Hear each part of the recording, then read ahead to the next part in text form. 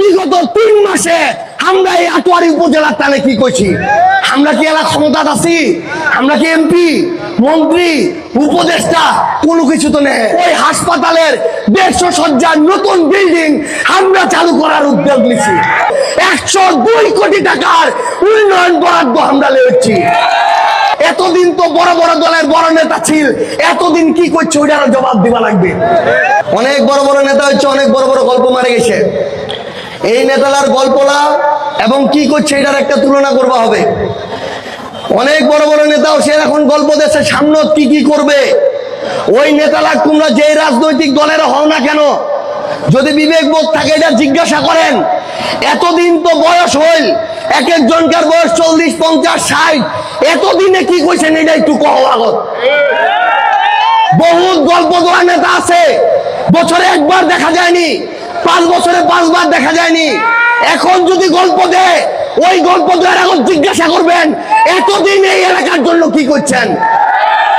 Miss হাদিস তোমার ছোঁয়া এইকে আইস কই যাচ্ছ। বিগত 3 মাসে আমরা এই আটোয়ারি উপজেলার টানে কি করছি? বিগত 3 মাসে এই পঞ্চগড় জেলার 210টা মসজিদ মন্দিরত 1 লক্ষ, 2 লক্ষ, 3 লক্ষ টাকা করে বাজেট হচ্ছে। পঞ্চগড় জেলার 3 মাসে তো দূরের কথা, 10 বছরেও তোমার ওই কোন নেতা 1 লাখ, 2 লাখ, 3 লাখ করে 210টা মসজিদ মন্দিরত বাজেট আনবা পারেনি।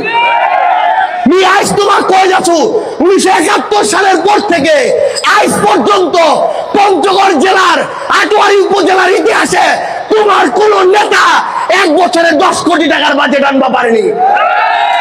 এই আটোয়ারি উপজেলার বিগত 1 সপ্তাহ আগত এই আটোয়ারি উপজেলার রাস্তাঘাটের উন্নয়নের জন্য 102 কোটি টাকার উন্নয়ন বরাদ্দ আমরা লেছি।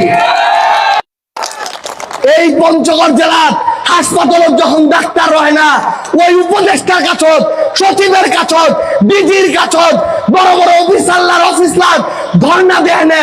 3 বারে প্রায় 10 থেকে 15 জন ডাক্তার আমরা জানে লইছি।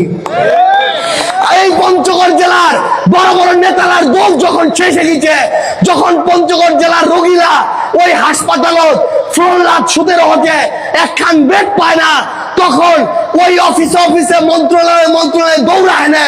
পঞ্চগড় জেলার ওই হাসপাতালের 150 শয্যার নতুন বিল্ডিং আমরা চালু করার উদ্যোগ নিছি। এই আটোয়ারি উপজেলার 51টা রাস্তা দেয়া হয়েছে, যেই রাস্তাটা আশা করি আগামী 1 বছরের মধ্যে প্রত্যেকটা রাস্তা পাকা হবে এবং এই উপজেলার কোন